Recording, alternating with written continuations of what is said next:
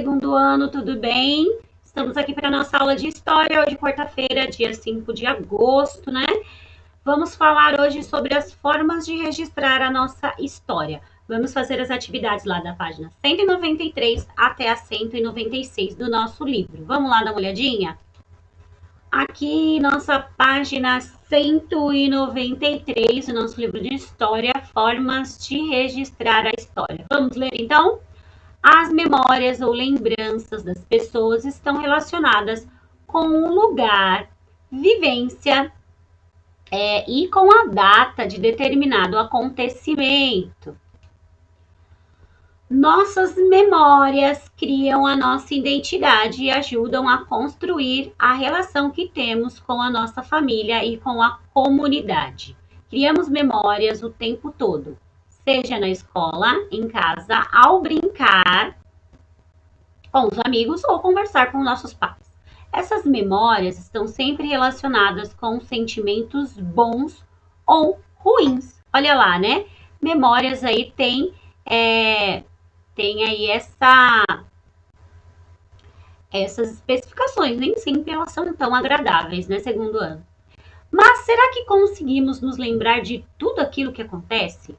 Como a história pode ser contada a partir da memória de alguém? Como é que a gente faz para guardar essas memórias aí, hein, segundo ano? Tem um jeito específico, um jeito bacana da gente fazer isso?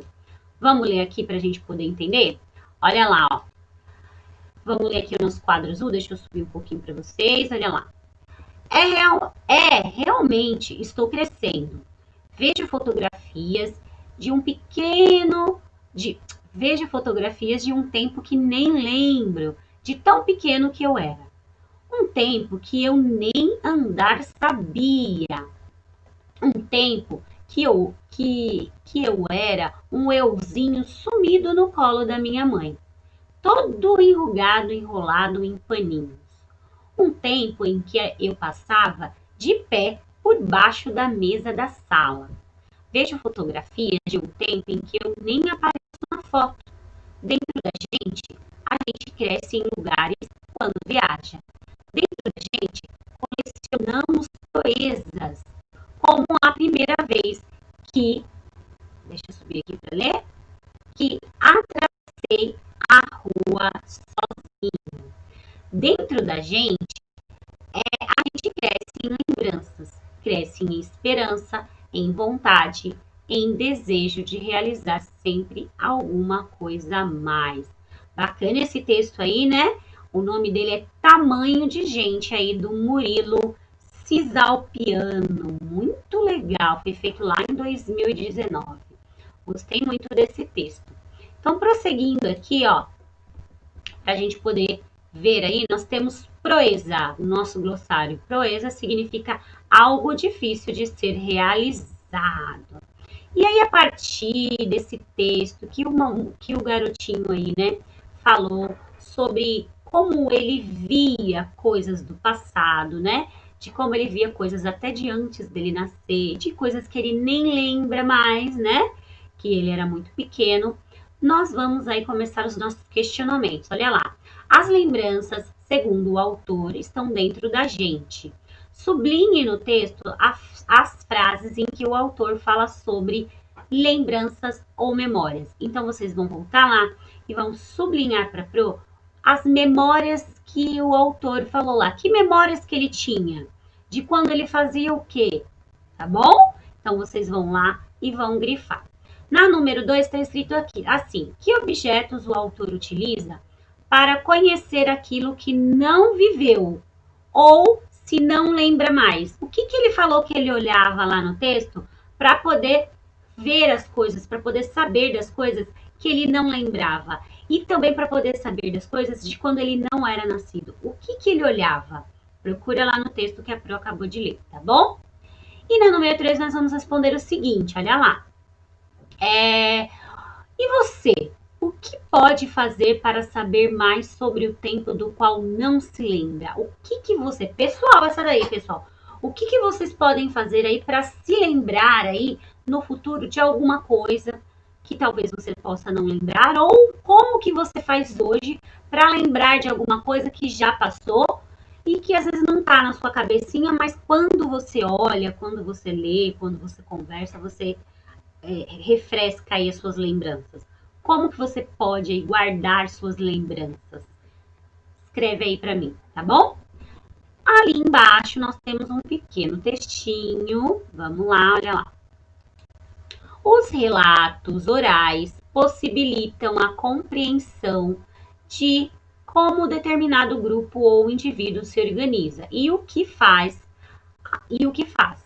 Algumas pessoas produzem esses relatos em diários, livros, cartas, entre outros objetos, que podem ser lidos por outros indivíduos. Os grupos indígenas brasileiros costumam transmitir suas histórias oralmente, falando. E elas são repassadas, né, pelos mais velhos aos mais novos. Algumas dessas histórias estão registradas em livros. Olha lá.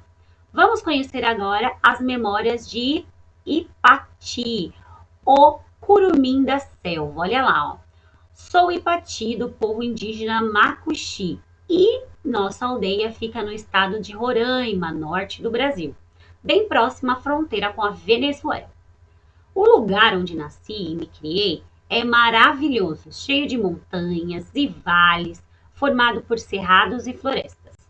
Neste grandioso mundo, nós, os índios, não só convivemos bem com os animais e os pássaros, como podemos caçar e coletar frutas. Vamos seguir nossa leitura aqui. Frutas silvestres. Nossa aldeia fica bem no pé da serra. E daqui podemos ver altas montanhas tocarem no céu. Entre uma montanha e outra encontramos piscinas naturais, como águas transparentes, onde é possível ver os pequenos peixes que ali se criam. É o nosso lugar predileto, pois podemos nadar e nos refrescar do intenso calor do verão. Nos cutucando, nos extensos, desculpa, problema de baixo, olha lá. Nos extensos campos, nos divertimos catando jabuti, correndo atrás de pacas, cutucando os buracos dos tatus e catando os ovos de patas. Olha aí a diversão dos indígenas, né? Então, olha aí uma maneira que os índios, né, transmitem as suas memórias, aí guardam as suas memórias. A maneira mais comum é falando, é contando, aí o mais velho conta para o mais novo e essa história vai se repassando. Mas também existem histórias que eles contaram para outras pessoas e as outras pessoas registraram aí em livros. E há várias maneiras da gente registrar as nossas lembranças e a nossa história. Através de livros, através de fotografias, através de diários, né? Através de hoje em dia, né, gravações, né? Áudios, tem uma infinidade de maneiras da gente poder guardar alguma coisa para se lembrar depois. E aí nós temos o glossário, olha lá, ó. Curumim na língua indígena tupi significa menino. Olha que legal! Extenso quer dizer grande, grandioso, longo e vasto, tá bom? Número 4, agora respondendo perguntinhas sobre o nosso texto que a gente acabou de ler, ó. Como o Ipati descreve a aldeia onde ele mora? Como que ele diz que a aldeia dele é? Pode pegar lá no texto ou você pode escrever aí da sua cabecinha o que você entendeu do sentimento dele sobre aquele lugar que ele mora, tá? De acordo com o texto, qual é o lugar predileto dos Macuxi? O que eles mais gostam? Tem que ler de novo, tá? Para poder achar a resposta. E o que eles fazem nele? Olha que bacana. Então, só responder, tá tudo no texto. Temos aqui a nossa dica do Connect. Olha lá, que tal conhecer um pouco sobre a diversão das crianças indígenas brasileiras? Que tal? Então, a gente podia acessar esse link aí para quem tiver a curiosidade para poder ver como as crianças aí vivem, se divertem e fazem as coisas. Na nossa página 196, nossa última página de hoje, nós falamos assim, ó. Existem várias formas de registrar a história de um povo. Observe a tela a seguir. Olha essa tela aí das pessoas sentadas conversando, né? O homem mais velho aí, ó, falando com as crianças. A senhora ali sentando, fazendo o trabalho dela, né? Lavando ou costurando alguma coisa. E ali no fundo, a outra senhora levando o balde, né? Então, muitas coisas aí que nós podemos observar nessa imagem, como os animais em volta, o lugar, o tipo da casa, o tipo da roupa, né? E aí, vamos responder algumas coisas sobre essa obra. Vamos responder a número 6 ali, que está perguntando assim: qual o nome dessa obra? Para a gente descobrir o nome da obra, a gente tem que olhar na legenda. A legenda fica sempre embaixo aí dos, dos textos e das imagens, tá bom? É só procurar que tá na nossa cara, tá bom? Logo acima aí da perguntinha. A número 7, a pergunta é: como as crianças estão representadas na pintura? O que elas estão fazendo? Então você vai dizer, as crianças estão fazendo o quê? Elas estão representando o quê? Que elas estão o quê? Ouvindo uma pessoa mais velha conversar, contar alguma coisa para elas? Elas estão sentadas? Elas estão de pé? Escreva aí para Procute, tá bom? E na número 8 está escrito assim: de qual história da sua vida você mais gosta de recordar? O que você mais gosta de lembrar? Que te deixa mais feliz? E aí você vai colocar por que você gosta de recordar aquilo. Ah, porque foi um dia muito contente, foi um dia que eu gostei demais, porque é um dia que alegra todo mundo, é um dia especial para mim. Então você escreve aí para Procate. E na nossa aula eu vou pedir para algumas pessoas lerem para nós, tá bom? Então é isso, os nossos exercícios muito tranquilos, muito faceizinhos, né?